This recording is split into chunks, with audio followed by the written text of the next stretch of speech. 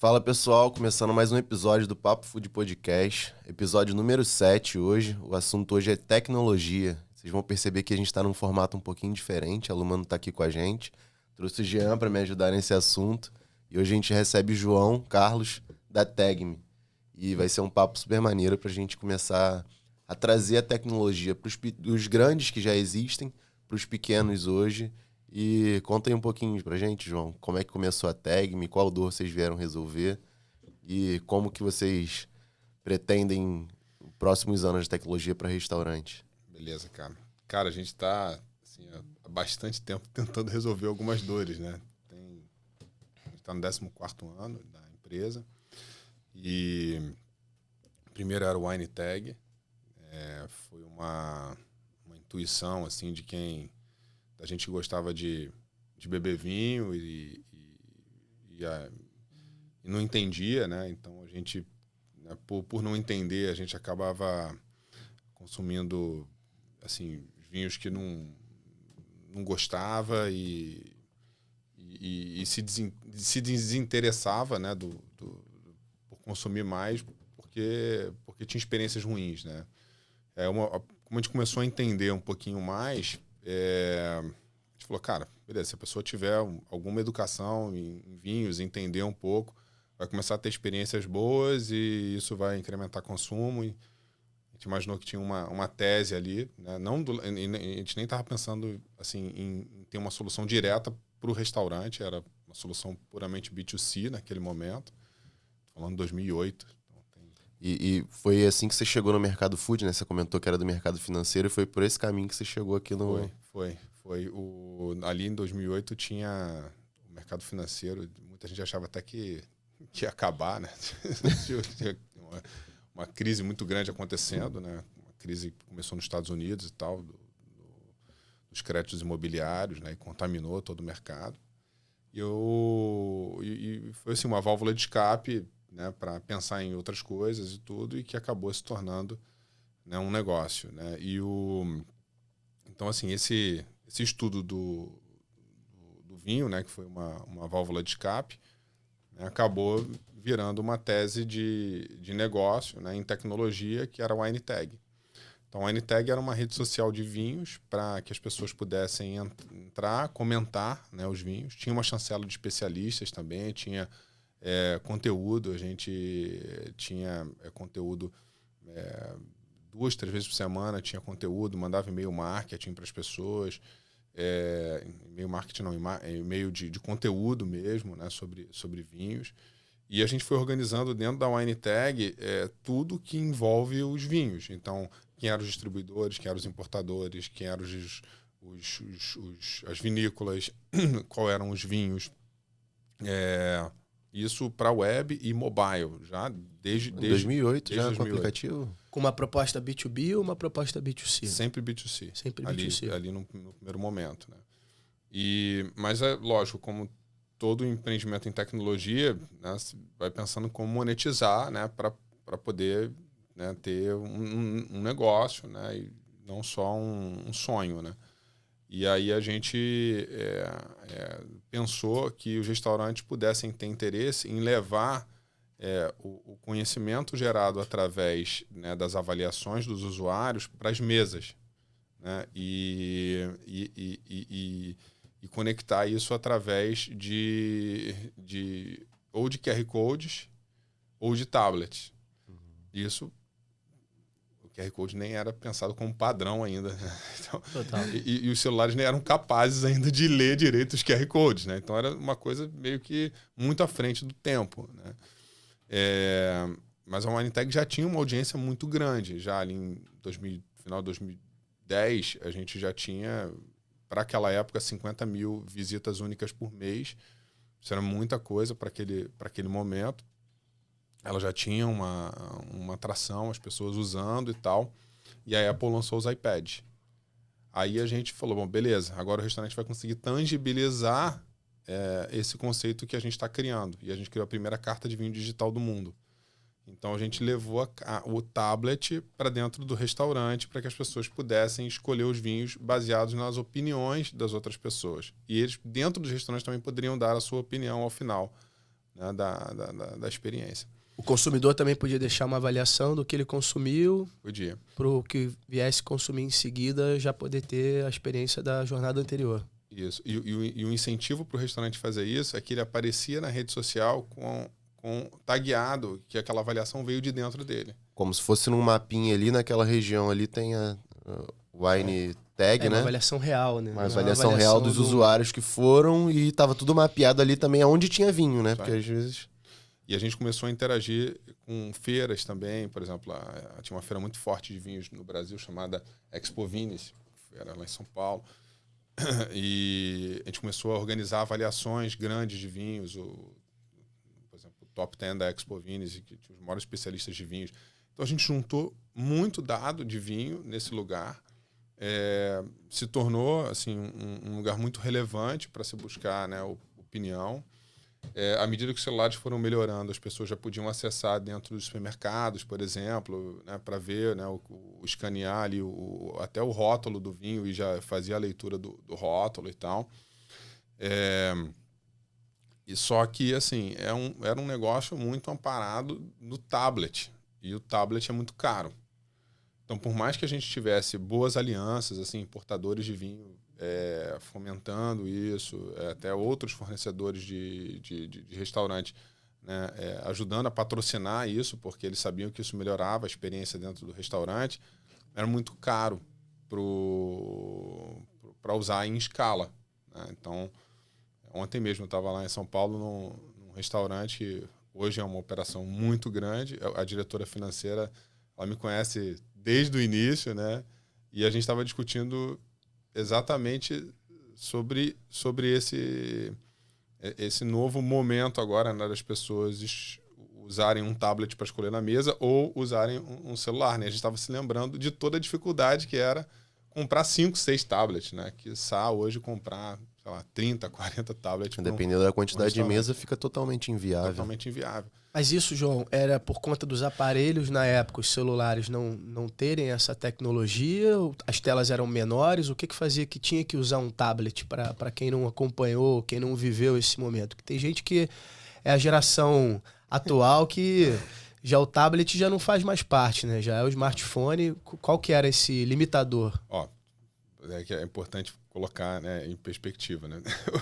Você tem uma ideia, quando a gente lançou o NTag, a Nokia tinha 45% de market share. A Nokia que tinha um tecladinho, o tijolão, era aquele tijolão. Cima, né? Então, não tem como fazer interação nenhuma, era jogo da cobrinha e olha lá, irmão. Isso, entendeu? E o iPhone tinha 1 ano de lançamento, entendeu? Mesmo o iPhone não era a função dele ainda era só ligar e conectar as pessoas por ligação. Né? Então, assim, a gente nasceu mobile, mas assim, o nível de qualidade de um aplicativo naquela época era muito menor do que hoje. Então, a solução não tinha jeito, tinha que ir para o tablet. E o tablet bom era caro, era um iPad, né? E era muito... Estou me lembrando aqui coisas interessantes, né? Restaurante gosta muito de personalização, né? De customização, né? Você trabalhou numa grande marca, né? Qual o cuidado que tem, né, com aquela marca, com o posicionamento dela e etc. E na aplicação no tablet, a tecnologia não permitia você customizar muito. No máximo, colocava logo ali, era todo mundo branco e com o mesmo layout, né? A gente ia uma empresa lá no escritório plotar um adesivo atrás do tablet e com um secador ele secava assim para personalizar. E ao mesmo tempo isso criava uma curiosidade em quem estava numa outra mesa, né? Que você estava com um tablet assim, com a marca do restaurante, e falava assim, porra, legal, esse tablet não é do cliente, esse tablet tem alguma coisa interessante. E isso criava uma curiosidade e, ao mesmo tempo, ajudava a vender vinho, porque o cliente queria pegar aquilo, que era uma novidade, né? Falava assim, cara, deixa eu ver, cara, isso aqui é uma puta novidade. Agora eu tô entendendo mais ou menos como a Tag se tornou o que é hoje, né? Foi primeiro um cardápio de vinhos que facilitava ali a experiência, né? Porque é diferente se viesse só o cardápio lá de vinho, não ia ter as avaliações, então o cara não teria uma experiência no geral e talvez não saberia também todos os vinhos que estão lá dentro, até para alterar ali o sistema de gestão de estoque desses vinhos, eu acredito que facilitaria pro dono do restaurante, né? E tem a questão do conhecimento de vinho, né? Que a gente está falando de um produto que aumenta ticket médio de restaurante, é um produto que ainda tem participação bem pequena no mercado e é difícil a gente pode até falar um pouco sobre isso, sobre mão de obra nesse segmento, principalmente quando a gente liga tecnologia ao segmento de food service, mas vinho, pela experiência que a gente tem de mercado, hoje encontrar um bom profissional capacitado em vender vinho, você até consegue. Você tem escolas, hoje, no dia atual, é acessível. Agora, como é que você ensina todo o teu time a vender vinho na mesa? É uma missão... Só de uma forma digital mesmo. Só o digital. É isso. Porque senão o treinamento tem que ser... As grandes redes ainda conseguem fazer esse treinamento. O pequeno e o médio empresário tem muita dificuldade. Então, se a tecnologia ela vem já nessa época, a gente está falando de 2010. 2010, é. Imagina como é que isso tá hoje, né? E como é que foi esse gatilho, João, de você... Essa ponte de você migrar o vinho, que era, no caso, praticamente monoproduto, a estratégia, foi uma demanda do restaurante e vocês foram evoluindo ou vocês pararam e decidiram virar a chave para um modelo que fosse abranger o resto do cardápio todo, já que vocês já estavam em uma categoria específica? Foi um caminho natural, né? Tipo assim, a partir do momento que a pessoa estava escolhendo o vinho, fazia muito sentido fazer com que a pessoa visse o que combinava com o vinho. Então, a gente criou algoritmos de harmonização de prato e vinho. E algoritmos muito sofisticados. Então, ele já entendia, quando a gente cadastrava o prato, o vinho, ele já entendia, vou usar um palavrão aqui, as características organolépticas do vinho para poder fazer o match. Então, a gente foi treinando esse algoritmo ao longo do tempo e tal. E o sistema de pareamento era muito legal. Então, se você ia num vinho, você via um monte de prato que combinava. Ia no prato, você via um monte de vinho que combinava. Então, hoje, quando você vê um cardápio digital da Tegme num restaurante, ele tem... A gente pode, né, encadear, né, para explicar como que chegou aí, mas ele tem toda uma história de construção e de aprendizado de quase 14 anos, entende? E a migração, né, para... E o entendimento, né, de cardápio ele é muito específico por categoria, né? Por exemplo, sobremesa tem uma determinada lógica, né, de ser cadastrada, né?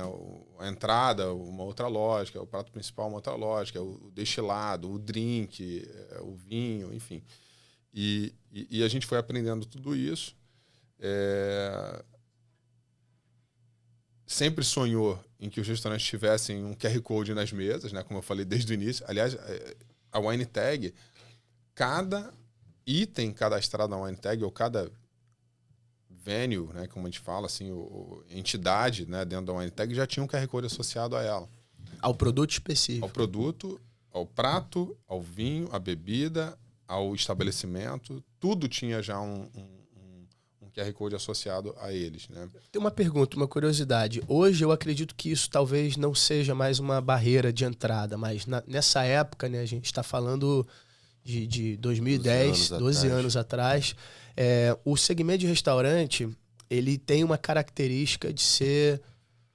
Ele é mais old school. O restaurante, no formato de restaurante, a gente sabe que vem do formato até da época da guerra, aquela coisa mais militar. E isso foi se abrindo, foi se democratizando. Você enfrentou com a Tegme alguma resistência do capital humano, que começou a perceber que os caras já estão vendendo vinho, o sommelier já não tem mais espaço para trabalhar aqui. Na hora que começar a vender produto, o atendente vai perdendo aquela função ali dele dentro do restaurante. Você enxergou isso? E isso pode gerar uma barreira de entrada da tecnologia, né? É muito legal essa pergunta mesmo. Cara, assim, muito, mas depois não. O que acontece? Eu nunca vou me esquecer, assim, e o mercado de restaurantes mudou muito, né, cara, em 14 anos. Muito, né? Tipo, ele é muito menor, né? E hoje é muito maior do que era, né? E eu acho que vai aumentar muito mais. A gente está caminhando, né, tudo dando mais certo, né, para um nível próximo do que é nos Estados Unidos, de ter muito mais restaurante por quilômetro quadrado, né? Sei lá. né? No Brasil são 1.300 restaurantes atualmente, novas operações de bares e restaurantes por dia. A gente está batendo por dia. A gente está batendo 1,8 milhões de bares, lanchonetes e restaurantes no Brasil. Está chegando a 2 milhões. Caraca, é muita coisa. É muita coisa. E a taxa de mortalidade está diminuindo também, imagino, né? A taxa de mortalidade sempre foi muito alta, né? Abre 5, fecha 3, né? Mas enfim, então, como era muito fechado, né, você entrar num restaurante muito bom era muito difícil, né? Então, a primeira coisa que a gente entendeu até que a gente deveria posicionar a marca em restaurantes bons, porque restaurantes bons utilizando uma tecnologia muito boa ia despertar o desejo em outros. Então, eu lembro que uma rua lá em São Paulo ainda é muito famosa, mas era famosíssima de restaurantes, era a Rua Mauri. Tinha a Hebe Camargo, na época, eu ia lá, o Faustão, não sei o quê. E tinha uns restaurantes muito emblemáticos lá. Até o João Paulo Diniz, que faleceu recentemente, era um dono dos principais, né? O Forneria, o Dressing, e o Eco.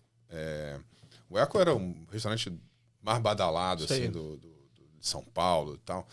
E eu lembro quando eu fui lá treinar, eu treinei muito restaurante e tal, e eu ia lá treinar os garçons, etc., a usar os tablets. Já não era mais carta de vinho, já era uma ferramenta de upselling, era uma ferramenta de experiência, né, de aprimoramento da experiência do cliente. Eu tomei pedrada de tudo que é lado. Tipo, foram 4 horas de reunião tomando porrada. E assim, dos garçons mais experientes de São Paulo, entendeu? Garçons, maîtres, etc. Mas até hoje, assim, quando eu encontro o sommelier, hoje em dia ele está num restaurante muito famoso em São Paulo, Adega Santiago, acho que ele ainda está lá, ele me abraça, ele fala, caraca, cara, como que vocês melhoraram a vida da gente, etc. Uma série de sommeliers hoje em dia continuam indicando Tegme só pela questão do vinho. Eles nem olham assim as outras coisas, porque eles sabem que cara, vai vir aí o vinho com um monte de benefício para o restaurante. Então, pode contratar. E é um facilitador, né? Quando a tecnologia ela é usada como uma ferramenta de venda, a figura, pessoa física do vendedor, ela é insubstituível. Isso. É um multiplicador de conhecimento. É isso. Né? É um multiplicador de conhecimento. Você só bota a multiplicação ali e você aumenta o resultado de todo mundo. Você potencializa. E a gente está numa era de tecnologia acelerada, onde tem tecnologia para tudo, né? A gente hoje, olhando para o universo de restaurante, a gente vai na frente de cardápio, a gente fala da parte de bot, de automatização de conversa, fidelização, CRM, logística, controle de estoque. A gente tem sistema para tudo. Marketing. Como é que a gente consegue, na prática, não substituir o humano e capacitar a pessoa a utilizar as ferramentas como uma estratégia de venda para que tudo seja mais potente? O que eu estou querendo dizer? A Tegme hoje ela já não tem mais essa barreira que um restaurante tinha na época de o funcionário achar que ele vai ser substituído pela máquina. Como que vocês conseguiram introduzir isso no mercado? É uma coisa natural? Fez muita parte da estratégia de geração de conteúdo? Você falou que no vinho vocês produziam muito conteúdo para ensinar tanto o consumidor sobre vinho, quanto o restaurante automaticamente ia querer ter aquela ferramenta. No restaurante, a gente não está falando de pandemia ainda, né? Que deve ser o momento onde acelerou o leque de vocês em relação à aceitação de mercado, porque virou obrigatório todo mundo usar. Mas como é que foi antes? Vocês trabalharam essa produção de conteúdo também na Tegme, ou vocês já beneficiaram do que já tinha no vinho? Cara, assim, a gente primeiro, deixa eu só encadear assim, como que a gente evoluiu, né? A gente saiu do vinho e virou uma ferramenta de hospitalidade para os restaurantes, né? Então, a Tegme se tornou a maior plataforma de geração de reservas e de esperas para restaurantes no Brasil. E como que isso aconteceu? Questão do tablet, tem uma questão de econômica, né, que não escala e etc. E junto os restaurantes querendo melhorar essa parte de hospitalidade e sabendo das nossas capacidades e que a gente já tinha provado muita coisa ali de qualidade, né? E, ao mesmo tempo, as empresas que trabalhavam reservas online no Brasil, né, porque era só reservas online, elas estavam trabalhando um modelo, abre aspas, perverso. Um modelo que pega o dado do restaurante, ou seja, o dado da pessoa que fez a reserva, processa aquele dado, joga de volta num aplicativo, fideliza aquele cliente no aplicativo e depois joga esse cliente em outro restaurante que tem menos demanda do que aquele restaurante ultra gerador de demanda, que tem uma força de marca forte. E, no final do dia, ainda cobra por reserva, né? Então, é um modelo que, na nossa visão, ali já estou falando em 2014, já não fazia muito sentido, né? Porque a gente... Cara, isso aqui Você está falando daqueles players que faziam promoções? Exatamente. Assim mesmo, né? Exatamente. Entendi agora a lógica que ele cadastrava, na verdade era cliente dele, a reserva. Cliente dele mesmo. Estava canibalizando uma coisa dele mesmo. Tanto que hoje em dia não performa mais. Não performa, né? Então, assim, aí, Jean, voltando à tua pergunta, cara, a gente já não tinha mais esse risco para o restaurante, né? Porque esse tipo de solução, ele assim, beleza, cara, vai ajudar um restaurante, de repente, a ter menos uma pessoa para atender o telefone, 2 e tal, mas tem que ter uma hostess.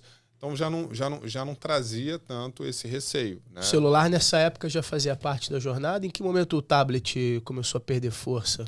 O tablet conviveu com isso durante um bom tempo, eu diria até agora 2020, né? Então de 2014 a 2020 ele conviveu, né? Restaurantes que quiseram continuar usando a carta de vinho digital, né? A carta de drinks para vender sobremesas, etc., para fazer upselling, continuaram usando os tablets, né?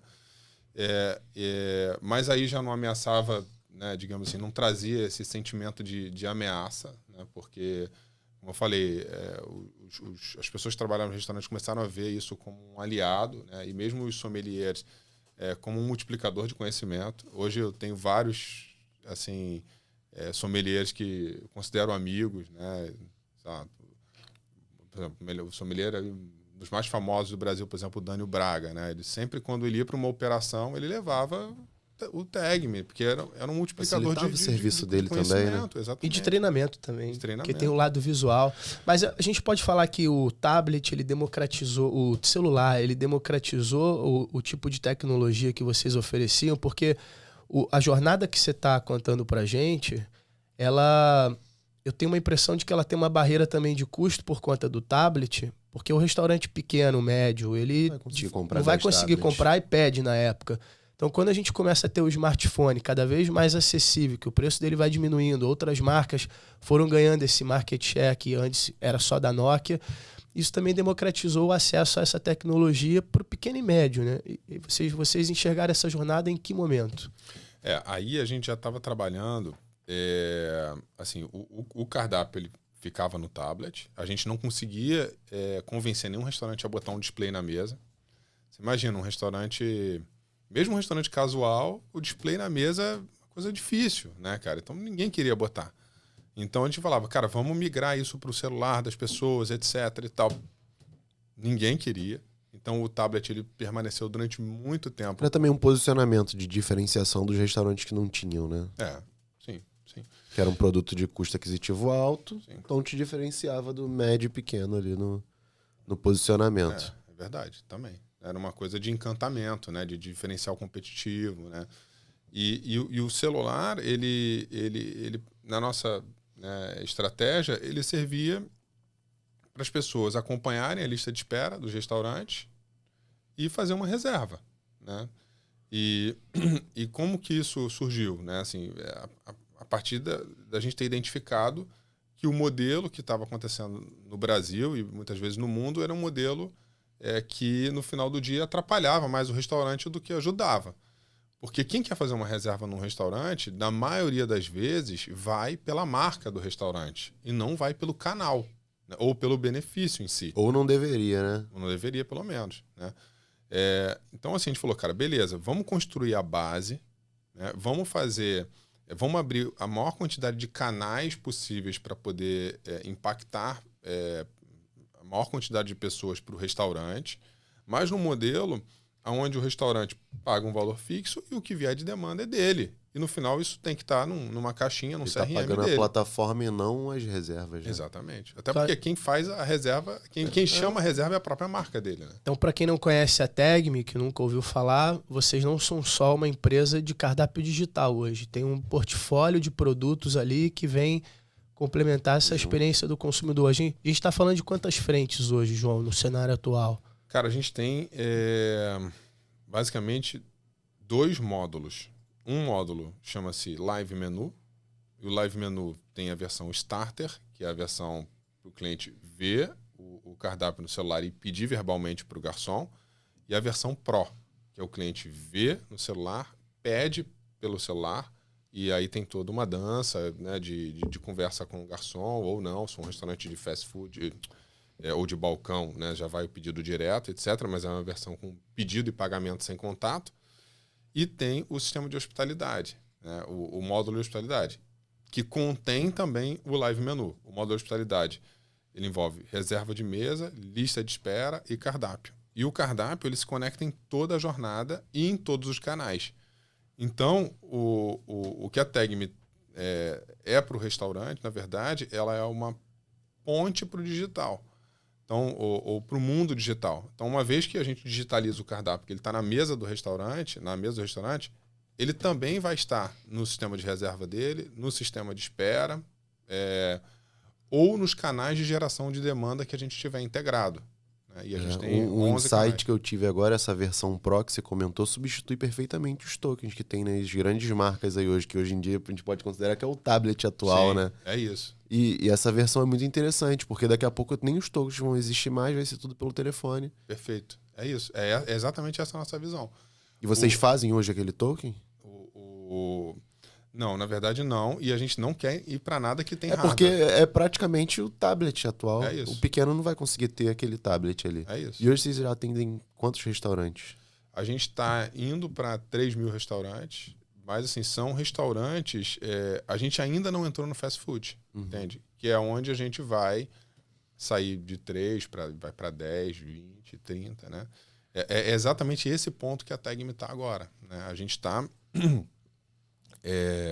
a gente atende, enfim, vamos dizer assim, um segmento super premium de restaurantes. As melhores marcas, né, do Brasil, né, hoje atuam com a Tegme, desde grandes redes de casual dining ou de fine dining. E a gente agora está começando a entrar mais no fast food, no fast casual, através dos menus digitais e de todas as possibilidades de automação que tem através dele. Entendeu? Como é que foi a pandemia para você, João? Que muita empresa de tecnologia voltada para esse segmento dobrou de tamanho nessa época por conta da necessidade. O lado de vocês trabalharem no ecossistema físico do restaurante, o que eu estou entendendo é que a Tegme ela completa a experiência como um todo quando o cliente está ali. Ele quer entrar na fila de espera, ele sentou na mesa, ele vai consumir. Vocês na pandemia, com o fechamento dos restaurantes, como é que foi esse momento para vocês? Cara, foi... Assim, todo mundo gosta de contar a história boa, né? Aqui é vida real. Cara, foi difícil pra caraca, né? Difícil pra caraca. Então, assim, em primeiro lugar, imagina, a gente vou usar um termo em inglês, a gente é totalmente on-premises, né? Então, a gente era...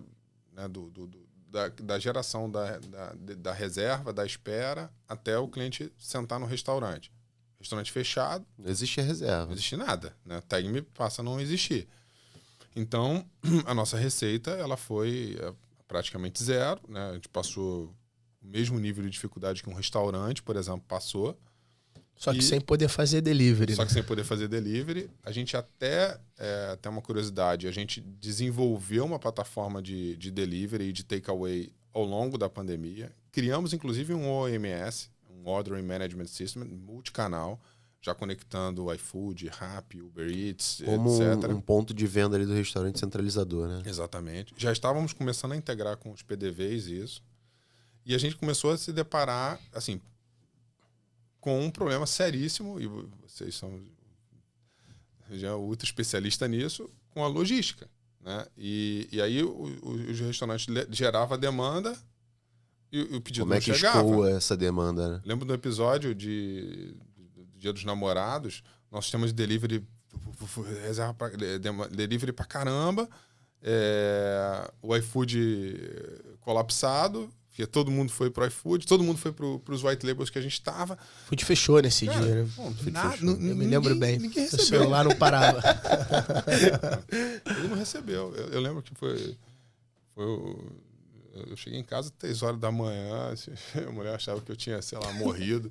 Irmão, cara, quando a gente se deparou com o problema que a gente tinha em mãos e que não dependia da gente resolver, porque, cara... É uma sensação muito ruim, né? Você impotente ali, não tem o que fazer. A gente falou, cara, não, isso não é pra gente. A nossa expertise é pra dentro do restaurante. Arquivou essa frente logo depois da pandemia. Guarda na caixinha ali. Não, nem vamos voltar nela.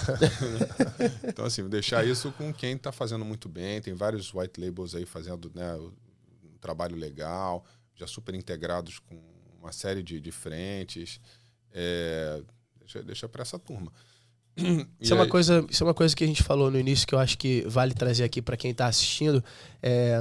A gente vê no segmento de tecnologia hoje uma variedade muito grande de sistemas.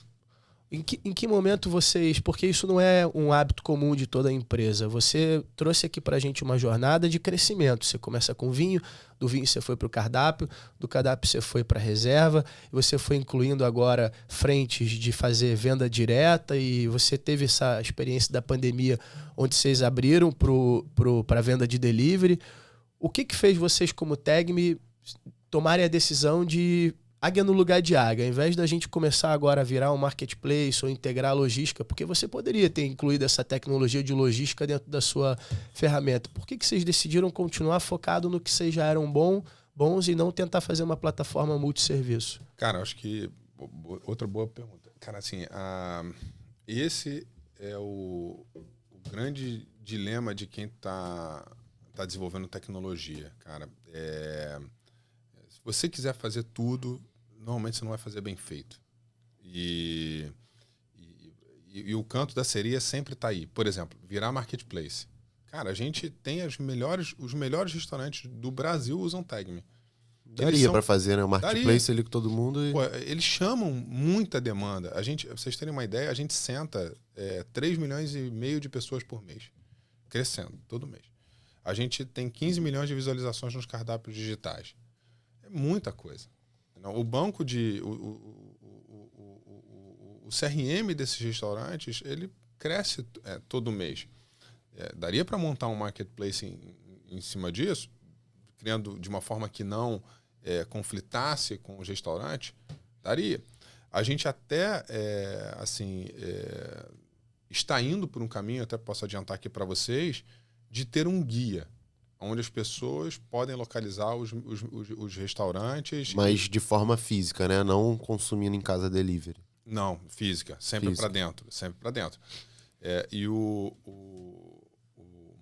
tem um guia, né, onde as pessoas podem, né, fazer a jornada de descobrir, né, o que tem ali perto e etc. O que tem de legal, bacana. A gente tem, como eu falei, a gente está integrado em 11 canais, né? Para reserva de mesa especificamente, a gente trouxe para o Brasil o Resy, que é uma plataforma de reserva dos Estados Unidos, que é muito boa de UX. Hoje, você baixar o Resy, você consegue ver com o geolocation quais são os restaurantes que tem Tegme dentro de um marketplace. E a gente modelou de tal forma que o restaurante não tem nenhum ônus com isso. Vem do Resy e ele não vai pagar nada por isso, entendeu? Então a Tegme também hoje tem um papel de trazer novos consumidores para dentro da marca. Ela não só atua com quem já está presente no restaurante. Isso é uma coisa que é legal da gente falar, que quem está assistindo a gente talvez não saiba, né? É uma maneira de captar novos usuários via essa frente desses marketplaces. Sim. E aí, cara, é que está acontecendo mais uma vez um pivô no nosso modelo, né? E sempre a gente tentando ser o mais coerente possível, por mais que a gente tenha desviado para o delivery momentaneamente. Mas assim, nosso negócio ele é on-premise, para dentro do restaurante. Então, qual é a próxima jornada que falta? É a jornada de check-in. Mas check-in de que forma? De uma forma que traga um cliente novo para o restaurante dentro de algum dos canais que a gente já tem conectado. Então, beleza. Se a gente está evoluindo cardápios digitais para restaurantes de balcão, restaurantes de fast casual e etc., esse restaurante não tem reserva de mesa. Como é que a gente traz para esse restaurante o mesmo benefício que um restaurante de reserva de mesa tem, que é a geração de demanda nova? É com check-in. Então é para aí que a gente está indo, entendeu? Então, digamos assim, um programa de benefícios de pontos de um determinado cartão de crédito, ao invés de você usufruir dos seus pontos para viajar, você pode usufruir dos pontos dentro de um restaurante. Já conectado. Já conectado. E se você não tem a reserva, como é que você estaria integrado via Tag.me lá? Agora vai ser possível via check-in. Tem alguns aplicativos também agora de assinatura, por exemplo. Eu tenho um do meu banco que eu tenho desconto no segundo prato ou no acompanhante, no restaurante. Também vocês pensam em integrar algo parecido? Tem, a gente tem uma área lá só de gestão de canais. E essa área tem um head todo dia a gente brinca com ele assim, você acorda, faz a barba e pensa num canal novo para integrar, entendeu? Então, é isso. A vida dele é essa, né? É negociar novas parcerias, é pensar em novas alianças, etc., que faça sentido para o restaurante, né? E sempre num modelo que o restaurante veja valor. Porque no final do dia, quem é o nosso cliente é o restaurante. Não é o consumidor, né? Então, tem que agregar valor para esse cara, porque senão tem que fazer cada vez mais sentido ele ter Tag.me, né? Uhum. Essa é a intenção. É um ponto bem legal mesmo. É isso. Uma pergunta para você, João. A gente está falando bastante aqui do sistema, a gente falou do restaurante, como isso facilita a vida do restaurante. Vamos olhar um pouco para o usuário final, para o consumidor. Existe alguma obrigação do cliente ter que colocar o dado dele para consumir na Tag.me? Porque isso pode ser também uma dúvida barreira, né? Do dono do restaurante, né? Se eu botar o cardápio digital... Porque você está me falando de uma jornada de 14 anos no total de Tag.me, 3.000 clientes é coisa pra caramba, mas quando a gente olha para o universo do tamanho do mercado de restaurantes, a gente está falando... Não sei se você tem algum dado de pesquisa hoje para trazer, pode ser legal talvez, mas qual o percentual de restaurantes hoje no Brasil que usa qualquer tipo de ferramenta digital, mas deve ser algo muito pequeno. Não ainda tem um market share gigantesco a ser explorado. Qual é a barreira do consumidor? O consumidor precisa colocar algum dado para poder acessar o cardápio digital? Ele consegue fazer isso de maneira anônima? Como é que funciona isso na ponta? Cara, assim, importante, né, isso que você falou. Primeiro, em termos de total de mercado endereçável, cara, eu gosto sempre de olhar o iFood. Entendeu? E eu não tenho problema de falar a marca do iFood, porque assim, a forma como eles executaram o projeto desde o início foi muito boa. Né? Assim, é referência para todas as outras... Para todo mundo. Isso aí. Né? E cara, time to market perfeito, capital no momento certo, as escolhas corretas de tecnologia. Cara, foi tudo muito bem encadeado, né? A estratégia de trabalhar a logística como core, né? Né? E fazer do motoqueiro um parceiro, né? E tá muito próximo desse cara, que é o cara que é o game changer, enfim. Então, o iFood chegou na pandemia até 400 mil clientes, né? Esse, vamos dizer assim, algum estabelecimento de food service usando, pode ser uma cozinha em casa usando, né? Então, vamos dizer que, sei lá, metade disso é um restaurante estabelecido, etc. E tal. Então, o total endereçável, né, para algum tipo de tecnologia de menu digital é esse. É algo em torno de 200 mil, vamos dizer assim. Né? Eu acredito. Apesar de ter 2 milhões de estabelecimentos, né? Mas eu acho que é muito difícil a gente conseguir virar o botequinho e etc. assim, para tecnologia. Né? E isso tem muito no Brasil. Mas vamos dizer que o endereçável seja algo em torno de 200 mil. Agora, em relação aos dados e etc., o que a gente sempre fez, inclusive na época do vinho, e isso o vinho trouxe um puta aprendizado, que assim, a gente tem que aproveitar ao máximo quando alguém dá algum tipo de informação sobre alguma coisa. Então, por exemplo, se você foi na lista de espera de uma grande rede de casual, né, e deu o seu telefone lá, a gente não vai usar esse dado para nada, a não ser para facilitar a tua vida quando você for a um outro restaurante. O restaurante, sim, pode usar o dado para se comunicar com você através do opt-in, LGPD compliant, etc. Então, contrário ao que a gente falou das ferramentas que já não existem mais, a gente tá aberto aqui, a gente está falando de Groupon, Peixe Urbano, esses sistemas. Contrário a isso, o dado ele é compartilhado então com o restaurante, porque a gente fala muito hoje em captação de dado, né? Até grandes marcas têm uma base gigantesca e não utilizam, ou utilizam pouco aquilo. Ou utiliza de uma forma ruim também, né? Como é que a Tag.me então o dado ele é compartilhado, o dado também é do restaurante? Como é que vocês fazem para essa inteligência da jornada de consumo, do comportamento do consumidor dentro ali da ferramenta, para que isso seja uma alavanca para gerar recorrência e poder gerar multiplicação dessa inteligência de consumo? Hoje a premissa básica é essa: o dado é do restaurante. Ponto. Né? Então, o restaurante ele tem que ser diligente com aquele dado. Né? Então, quando você usa alguma aplicação Tag.me no restaurante, está lá nos termos e condições e política de privacidade, que você está cedendo o dado para o restaurante, em contrapartida está usufruindo de uma tecnologia que está facilitando a vida. Né? A Lei Geral de Proteção de Dados, né, veio para organizar isso tudo e deixar claro, né, como que as coisas são feitas. Então, uma vez que essa premissa ela é obedecida pela Tag.me, em segundo lugar, é como usar o dado. Né? E aí tem várias coisas acontecendo. Desde grandes redes que estão criando os seus grandes bancos de dados para entender unicamente o cliente e agradar ele de uma forma personalizada. Né? E esses caras, sim, tem gente capacitada, com formação em tecnologia, etc., para poder trabalhar de uma forma mais estruturada o dado. Né? E tem os pequenos e médios, como você falou no início. Né? E para esses caras, a gente já deu um primeiro passo, que é criar uma plataforma onde eles podem se comunicar com os clientes. A gente chama de CRM. Mas o CRM, nessa versão que ele está, ele ainda tem muito a desenvolver em cima dele. Né? E muito a agregar novos agrupamentos de comunicação conforme os restaurantes vão avançando no uso das tecnologias que a gente oferece. Então, por exemplo, se o restaurante está usando lista de espera, a gente consegue agrupar e dizer, por exemplo, quais são os clientes que desistiram da lista de espera nas últimas 3 semanas. E o restaurante pode chegar e mandar para eles uma cortesia para eles voltar. Você não ficou por algum motivo, volta, a gente tem aqui um presente para você.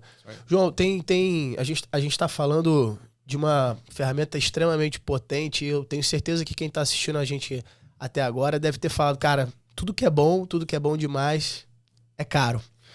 Tag.me hoje é uma ferramenta que tem uma entrada, uma barreira de preço. O pequeno e médio consegue sustentar isso dentro de uma operação que está começando, mas o cara já quer entrar com uma tecnologia. Como é que vocês se colocam em relação à precificação hoje, até tendo esses dois tipos de assinatura? Não é caro. A gente tem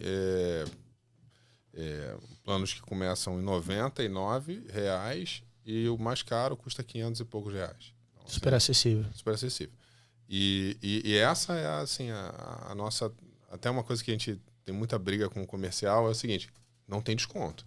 Assim, cara, a gente faz o menor preço possível para que a empresa, né, tenha capacidade de inovação e consiga, né, crescer, mas ao mesmo tempo não tem desconto. Né? E tem muito dono de restaurante que gosta de pedir desconto. Né? Não, e só olhando para o tema de impressão de cardápio, o grande a gente sabe que gastava um valor gigantesco com impressão de cardápio. Mas você está falando de preços aonde até o pequeno. Você vai fazer hoje uma dúzia de cardápios impressos, você vai gastar muito mais do que esse valor. Tanto para elaborar quanto para imprimir. Você tem a manutenção desse cardápio que estraga e você não tem o direito de errar. Né? A gente vê muito em restaurante. Hoje, como consultor de restaurante, eu vejo que uma das maiores dores é a precificação. Precificação nesse segmento, ela é uma dor e ela é um limitador na longevidade do restaurante. A taxa de mortalidade, principalmente quando a gente vem falar de delivery hoje, ela está muito ligada a erro de precificação. A gente estava falando de iFood aqui hoje. O iFood é uma ferramenta extremamente potente de abrir mercado, captar novos usuários, fazer a sua marca ficar conhecida, vender, crescer, testar áreas de atuação antes de você abrir uma loja física. O iFood só não te ensina uma coisa, a precificar. Porque ele sabe que se ele ensinasse a precificar, metade dos restaurantes não estavam dentro da plataforma dele vendendo. Porque tem muita gente vendendo a prejuízo dentro do delivery hoje. Existe alguma ferramenta, alguma intenção de você começar dentro da Tag.me a olhar para esse lado de rentabilidade de produto, se conectar com o PDV? Vocês pensam nisso? Cara, legal. Cara, esse é o futuro. É a gente começar a... Assim, no final do dia, o que vai acontecer? Cara, a gente está lançando a ferramenta Pro, que está se conectando com os PDVs, tem a melhor usabilidade do mercado. Como eu falei, ela demorou 1 ano e quase 4 meses para chegar nesse ponto que está. Ela tem um nível de design muito, muito alto, ela tem um nível de usabilidade muito alto, etc. Mas no final do dia, cara, se a gente ficar só nisso, vai chegar alguém que vai fazer uma ferramenta em algum momento com muita... muito próximo, né, do que a gente está fazendo. Sim. Também. Então, é para esse ponto que a gente tem que ir cada vez mais. Hoje, já, a ferramenta de menu digital, ela já gera inteligência para o restaurante. A ferramenta Starter, não estou nem falando da Pro. Ela já gera uma série de dados que ajudam o restaurante a tomar decisão. Tem um dashboard, né, que vai por e-mail para os pontos focais do restaurante semanalmente para ajudar ele a tomar a decisão em relação ao que está acontecendo no menu digital dele. Isso para o pequeno mexe muito ponteiro, porque as grandes redes têm um departamento geralmente para analisar comportamento de consumo, mas o pequeno, quando a gente estava falando de dono de restaurante, o dono de restaurante hoje ele faz tudo. Ele está na frente operacional, ele faz o próprio financeiro, ele cuida da logística, ele cuida do delivery, está ali no dia a dia do restaurante. A tecnologia hoje ela tem que vir facilitando a tomada de decisão do dono de restaurante, simplificando para ele. Chupeta, né? É isso aí, já coloca e já entrega. Mastigado, né? Pra facilitar. E isso vai se aprofundar cada vez mais. Agora no transacional, a gente vai começar a conseguir correlacionar acesso com compra. Acesso com compra é conversão, né? Então, você está tendo muito acesso, está tendo pouca compra, tem um problema de preço. É isso aí. Né? Então, esse é o norte. É para aí que a gente está indo mesmo. Tem uma pergunta ligada a isso. Cardápio, a gente vê hoje o cardápio sendo feito de N maneiras. Às vezes o dono do restaurante... Vou trazer uma historinha agora real aqui, que aconteceu comigo há algumas semanas. Eu estava ajudando um restaurante a criar o seu novo cardápio, fazer a engenharia de cardápio. Então, primeiro a gente pegou o que já tinha de material. Por que vocês escolheram esses pratos? Era um cardápio físico, eles não têm ainda cardápio digital. Vão em breve começar na Tag.me. Por que escolheram aquelas fotos? Eu escolhi aquela foto porque a foto é bonita. Eles tinham 4 fotos no cardápio executivo. Uma é um produto que, inclusive, nem estava naquele cardápio executivo. Eles gostavam daquela foto, colocaram, mas a foto não estava ali. E os outros 3 eram pratos que o dono do restaurante acha bonito. E aí ele coloca aquilo, sem olhar para a margem de contribuição, para a CMV, sem olhar, porque a gente sabe que o que está em foto geralmente é o que vende mais. E por que eu estou te trazendo esse ponto? No cardápio físico tradicional, a gente não tem espaço para botar foto de tudo. Então escolhe-se estrategicamente, e eu tenho certeza que você depara com alguns donos de restaurante que levantam ainda essa bandeira de que o cardápio físico é melhor, que você consegue conduzir o consumidor para um determinado consumo e que no digital, por ser mais padronizado, tem foto de tudo, talvez você perca um pouco isso. Como é que é isso na prática? Como é que a gente traz os gatilhos de um cardápio físico ali, com toda a estratégia de engenharia de cardápio, para dentro de uma plataforma digital que não fica robotizada ali? Como é que vocês trouxeram isso para dentro da ferramenta? A gente já fez isso, né? A gente já... por isso que a gente demorou tanto a lançar a plataforma Pro. Porque a gente entendeu que o primeiro momento era o momento de primeiro, encantar o cliente que vai no restaurante, para o cliente, quando chegasse lá, olhasse o QR Code e falasse, nossa, que incrível esse cardápio, eu gostei disso aqui, eu quero continuar usando isso. Para ele não reclamar, né, com o dono do restaurante. Querer o físico de volta. E querer o físico de volta. E segundo, fomos pensando exatamente dessa forma. Como que a gente traduzia para o digital estratégias de engenharia de cardápio que eram aplicadas aos cardápios físicos. Então, hoje, primeiro, a gente tem múltiplos cardápios. Um restaurante pode trabalhar os cardápios... por horário, por dia da semana, de maneira automática. Entra ali um happy hour também, alguma coisa do tipo. Isso aí. A gente entende que esses cardápios eles têm que ficar, diferente do delivery, por exemplo, eles têm que ficar em evidência e têm que ser bem explicados, porque eles são geradores de demanda. Então, por exemplo, se você divulga um cardápio de happy hour no horário do almoço e o cliente vê o valor daquilo, ele fala, opa, legal, gatilho. Eu vou voltar aqui no happy hour, porque tem uma situação bacana aqui para mim. Se oculta, ele não viu. Então, o cardápio, ele é a principal ferramenta hoje de trade marketing do restaurante. Ali serve para ele divulgar tudo. Divulgar eventos, comemorações... Novos produtos que vão entrar... Cardápios diferenciados, ele tem que ver também como um ponto de propaganda dele, de comunicação com o cliente, não só o pedido em si, né? Porque o custo do cardápio ele já existia, aí você traz ali pro tech e você ainda tem vantagens de utilizar aquele espaço de outra forma, né? E além disso, a gente foi trabalhando os gatilhos de conversão de consumo. Então, a gente hoje, por exemplo, tem tags customizáveis. O restaurante pode colocar sugestão do chefe, pode colocar prato da semana, pode o mais criar, vendido, por exemplo. Mais vendido, o que for. Ele pode mudar um prato de posição ou mudar uma categoria de posição muito fácil, só arrastando. Ele consegue criar uma corzinha suave por trás de um determinado item para poder criar um destaque quando a pessoa passar o olho. Então, assim, todas as estratégias que a gente engenharia, tem conhecimento vai até além também, né? Você está trazendo coisas que no cardápio impresso ou fica caro de você colocar em prática, ou você tem que ter uma estrutura, fica poluído. É muito fácil de você encher demais um cardápio físico e depois você não conseguir mudar isso, até porque você tem que imprimir. João, eu tenho uma pergunta falando exatamente desse tema. A gente vive hoje um momento, né, você está falando quase que uma rede social ali, onde a gente interage no produto de N maneiras. A foto, o food porn, ele teve o seu momento de auge.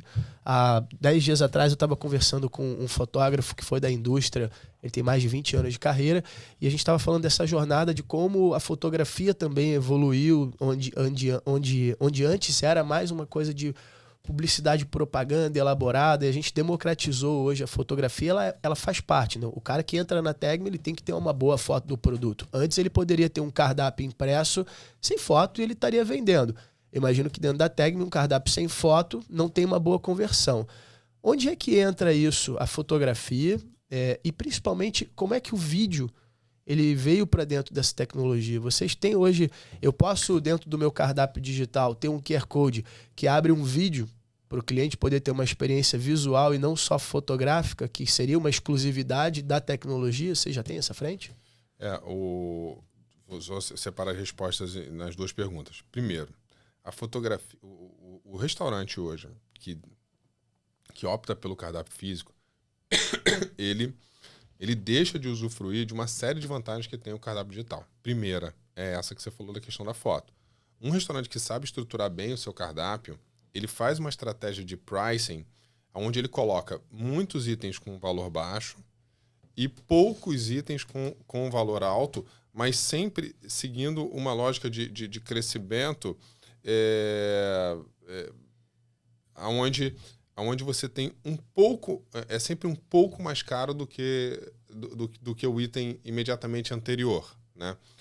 Num cardápio físico, você olha lá o nome do prato, vamos supor, ele custa R$ 75 e o outro custa R$ 62, você fala, não, eu vou no de 62.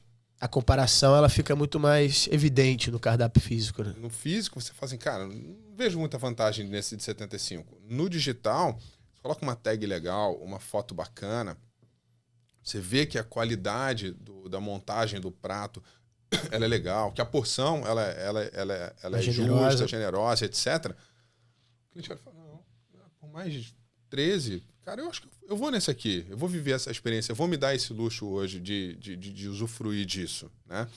E o restaurante, e de repente naquele prato ele tem mais margem também, né? Não é só a questão da receita e etc. Ele conseguiu convencer o cliente sem necessariamente ter que treinar exaustivamente, né? Um garçom e etc. Isso é uma outra dor aí importante. Então, em relação à foto, sim, ela veio para ficar e ela é hoje um diferencial na escolha do cliente, não só do prato, mas também dos drinks. Um restaurante que tem boas fotos de drinks vende muito mais drink do que quem não tem foto de drink. Sobremesa já é conhecido já há muito tempo, né? Mas até porque são frentes do cardápio onde o cliente não foi ali para isso. A gente vai muito pela comida, pelo prato principal, pela refeição. O drink e a sobremesa, eles têm um desejo, consumo mais subconsciente. O cliente não tá... E vai mais também por impulso, né? O cara já tá consumo ali. de impulso, totalmente. A foto... Um ponto legal também, essa tecnologia, quando ela vem para o restaurante, tem uma diminuição de pessoal ali, de gente trabalhando nesse atendimento? Como é que funciona isso? Bom, pelo menos mais qualidade de vida o dono do restaurante tem, né, cara? Sim. Então, ou menos gente para poder necessidade de ficar atualizando cardápio, etc e tal. Então, na versão starter, com certeza... Eu digo na versão, no atendimento ali mesmo. Na versão Pro, cara, isso está muito no início, né? A gente ainda vai entender melhor os desdobramentos. Mas, assim, no Brasil, cara, é sabido que os restaurantes têm um problema de rentabilidade, né? Então, assim, as margens são achatadas, né? Muita gente fala, cara, o dono de restaurante, cara, é rico, não sei o quê, né? Não é bem assim, né? Então uma coisa que, assim, eu vejo muito é como um incentivo para os grandes grupos que hoje estão investindo em restaurantes abrirem mais lojas. Porque eles vão se sentir mais incentivados a rentabilizar o capital se a margem for maior. Então, se a gente conseguir tirar a margem do restaurante de 14, 12, conseguir jogar para 17, 18, já faz uma tremenda diferença. A gente sabe que o cliente quer consumir. A gente que está no dia a dia de restaurante, a gente vê que o cliente está disposto a experimentar uma sobremesa. A gente como consumidor também, muitas vezes, depender do capital humano para te oferecer um produto, porque na prática a gente sabe que na dúvida você não compra. Você senta num restaurante, se você não sentir confiança naquele atendente, propriedade com aquele produto, credibilidade mesmo até para te oferecer a venda, opa, você hesita, você se fecha ali e você vai num produto que você já conhece. Ou que você já consumiu, ou que você viu alguém consumindo e você se limita ao prato principal. A gente não chegou a explorar esse tema, mas é um tema que eu queria voltar. O vídeo entra hoje na experiência da jornada, porque eu acho que o vídeo é um grande divisor de águas, né? No cardápio impresso não tem como você ter vídeo. Cara, o vídeo é assim, o vídeo tem um problema associado a ele que muita gente não entende, que é o consumo de dado. O vídeo é muito mais pesado para armazenar do que uma foto, né? E aí, assim, isso é um problema de escala, porque o restaurante não vai querer pagar milhares de reais por mês para poder ficar passando vídeo no cardápio digital. Então, assim, e outra coisa, o vídeo tem uma outra questão, e aí é muito uma intuição nossa, de que ele vai fazer o tempo de mesa aumentar. Isso também o dono do restaurante não quer, e nem o cliente quer também por demorar muito ali para poder pedir, né? A coisa tem que ser mais objetiva. Mas a gente tem estudado assim, formas de ter vídeos em algumas partes do cardápio sem consumir tanto dado. Eu ia te falar isso, armazenamento externo. Eu vou me posicionar como dono de restaurante, tá? Eu fiz um vídeo para falar sobre o meu conceito, é uma marca nova. A gente tem uma parrilha, uma coisa diferente. A gente fez um vídeo ali para mostrar a marca que está chegando numa área. Eu abro o meu cardápio hoje na TagMe, por que não ter um link direcionador Um vídeo que já está armazenado fora. É uma maneira, é quase que uma rede social física ali, presente. Até talvez para fomentar a rede social do restaurante também funciona. É isso. Acho que vai mais para para isso. Um ponto legal também, a gente teve agora na Rio Innovation, né?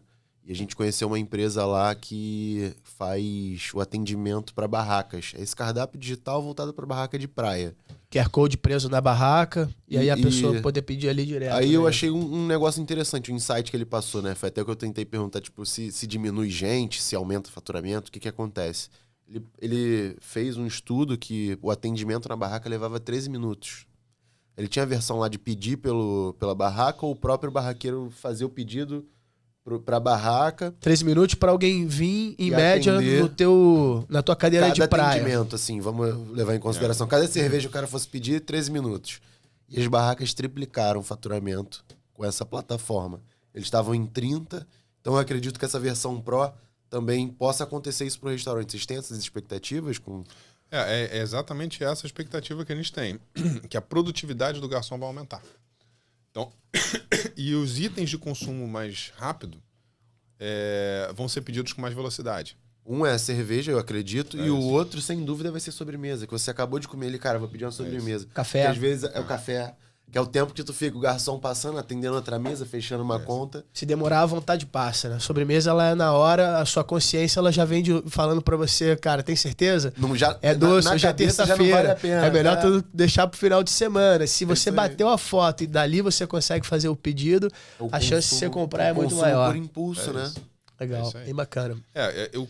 Essa nova geração de cardápios, ela tem que resolver, né, todas essas questões, né? Tem que diminuir o tempo de atendimento, aumentar o ticket e acelerar a hora do pagamento. Entendeu? Legal. Então, isso tudo é igual a mais margem. Quando você fala em acelerar a forma de pagamento, o cliente, então, ele pode pagar pela TagMe direto? Isso é uma coisa que eu não sabia que tinha como funcionalidade.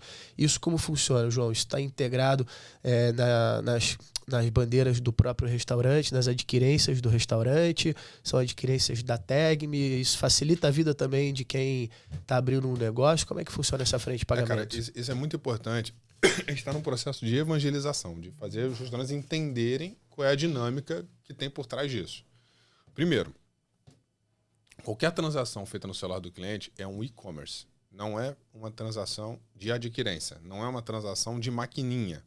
Maquininha é uma transação chip and PIN, ou de contactless, né, ali, né? Tem um nível de segurança muito maior por ser uma transação... offline, quase. Quase que offline. Sim. Tá ali, né, o cartão e etc. Tem senha, né? Então tem outro nível de validação e outro nível de segurança. Uma transação no celular do cliente, se não for por aproximação, é uma transação e-commerce. Então tem outros custos envolvidos, porque envolve um outro nível de segurança, etc. Então é uma transação, por natureza, um pouco mais cara do que uma transação de maquininha. Então o que os restaurantes vão ter que entender é que as negociações que existem hoje de adquirência, elas não valem para negociações de automação de pedido e pagamento. Mas é uma nova forma de venda também, né? Esse sistema, o cliente, depois que ele se cadastrou e colocou o dado ali seguro dentro da plataforma, o dado de pagamento, se ele volta na semana seguinte e ele vai pagar de novo com a TagMe, o cartão dele já está cadastrado. Se ele esqueceu a carteira, ele já pode pagar em qualquer restaurante com aquela forma de pagamento. Então é um facilitador até para gerar recompra, né? Isso. É isso aí. E imagina, por exemplo, mesas grandes. Aquela dor enorme no final, todo mundo pagando, etc. Sempre o último fica com o pato, não sei o que. Acabou. Vai dividir conta, você está falando. Resolveu. Isso já está em uso. Isso é uma ferramenta que já tá para o mercado. Tá. A gente começou a comercializar ontem. Por acaso. Lançamento, então, estamos lançando hoje. Primeira mão. E assim, a gente está comercializando nos PDVs que a gente está integrado. Né? Hoje tem dois sistemas de PDV que a gente está integrado. Até o final do ano a gente integra mais um. A cada mês a gente deve liberar mais um. Legal. Qual é a necessidade de integrar com o PDV? É mais por uma questão do dado circular, uma baixa automática de estoque? Por que vocês precisam estar integrados? Por alguns motivos. Primeiro, para que o pedido chegue automático nas impressoras que o restaurante já está acostumado, né? Vou nem falar de KDS, mas nas impressoras ele tem que chegar ali, né, já se é uma bebida, né, de bebida. Se é Então a integração está por conta dessa jornada de consumo automático. Isso. Até então vocês não precisavam integrar. Não precisava. A partir do momento que você passa a virar um canal de venda dentro do restaurante, você precisa que a cadeia continue quando vai para dentro da cozinha. Então a necessidade é essa. E lógico, os sistemas de venda, eles têm os seus cadastros de itens, né? Então, isso vai mexer em estoque, etc. Mas uma coisa que a gente está vendo como futuro é o nível de cadastro que a gente tem para o consumidor final normalmente é melhor do que o do PDV, né? Principalmente em itens de mais valor agregado, como vinhos, bebidas alcoólicas, drinks, etc. Porque você precisa ter um cadastro impecável e único para poder gerar a venda. Então, na linha do tempo, essa nova fronteira de inovação, que é a automatização do pedido na mesa com humanização, que a gente chama, né, com hospitalidade, ele vai trazer eficiência para tudo, inclusive para compras. Porque o cara de compras vai estar muito mais seguro de que aquele item realmente bateu na linha d'água ou acabou do que no processo atual, onde está tudo cadastrado meio errado. Tem uma questão visual também, né? A gente vê muito no cardápio físico quando tem um item que está em falta ou que parou de vender, tem uma etiqueta em cima, o atendente tem que falar, ó... Fica visualmente feio, né? E quem nunca se frustrou em sentar num restaurante? Eu fui num restaurante aqui tem uma semana para comer um produto específico, que é um produto carro-chefe da casa. Na hora que eu cheguei lá, tava aquele produto destacado com a foto, eu fui nele, eu já ia nele mesmo sem ele estar no cardápio. Na hora que eu sentei, eu falei, bom, eu quero esse produto aqui, a gente vai jantar isso aqui. O cara falou, não, esse aqui a gente tá em falta. Caramba. Só que me frustrou mais pelo fato de eu ter visto aquilo na hora que eu sentei.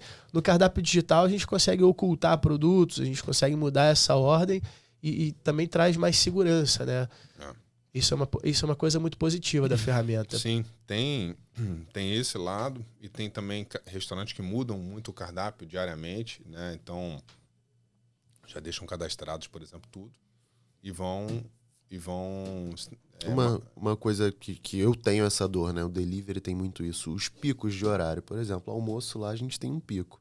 Mas a gente já tem um cardápio estratégico para esses picos, que são produtos mais rápidos. Então eu oculto os mais demorados e eu boto em visibilidade os mais práticos de produzir ali. Tem alguma estratégia nesse tipo dentro da Tegme? Sim, tem. É muito fácil o admin, né? O restaurante, para ocultar, é um botão de pause. Legal. E para desocultar é um botão de pause. Você pode ocultar uma categoria inteira, você pode ocultar um cardápio inteiro, tudo num clique só. Legal. É muito pra fácil. Gente finalizar aí, a gente já tá batendo 1h e pouca já de podcast, o assunto rendeu hoje, foi legal. Qual a sua visão aí pro mercado nos próximos 2 anos? O que vocês esperam? Quais são os planos da Tegme aí? E um recado final para quem tá começando aí no mercado. O que você deixa aí pra gente? Cara, o que a gente está vivenciando hoje, né, em termos de maturidade de mercado, a gente está no auge do que já teve no Brasil até hoje. Assim, a gente está tem muito restaurante, assim como, né, o seu, né, de empreendedores individuais, né, acontecendo, né, olhando para a qualidade, né, as pessoas tiveram a oportunidade, né, de viajar, de vivenciar coisas interessantes lá fora, de trazer referências, né, de um olhar qualitativo, independente do posicionamento. Isso, eu acho que a gente está no melhor momento, né, nesse sentido. Em relação a grupos, né, se formando, né, também estamos no melhor momento assim, da história. A gente teve uma série de processos de consolidação acontecendo, grupos de investimento, né, entrando em marcas, investindo em marcas, né, grandes marcas, né, continuam crescendo muito forte. Tem um processo, né, de interiorização assim, acontecendo também, né, muita coisa indo para o interior, né, do Brasil, não só nas capitais. A minha perspectiva para os próximos 2 anos assim, eu vim do mercado financeiro, né, como eu falei para vocês, né, tipo, essa semana eu fiquei um pouco assustado aí com tudo que aconteceu. E não sei, assim, não vou dar opinião sobre isso. Coisa que mais economista faz é dar opinião e errar, né, cara? Mas assim, eu espero que esse ciclo de prosperidade ele continue, né? É o meu desejo como brasileiro, né? Que ele continue. Mas lógico que eu fiquei preocupado diante do que aconteceu essa semana, especialmente.